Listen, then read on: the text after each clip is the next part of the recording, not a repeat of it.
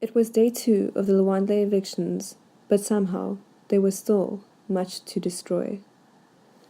Lwandle has become a site of disgust, a violent indignity wrought upon a weakened people.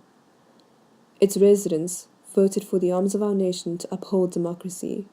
Instead, they have been punched with the gut-wrenching blow of homelessness. As I walk through Lwandle, mottled couches and broken furniture trace the destruction of that week. On the pavements, men hammered at corrugated iron sheets, rummaging for materials for a new home. Children tiptoed through the debris, oblivious to the devastation that surrounded them. Their parents were in limbo, lost and overwhelmed, staring into the nothingness of a muddied piece of land they once called home.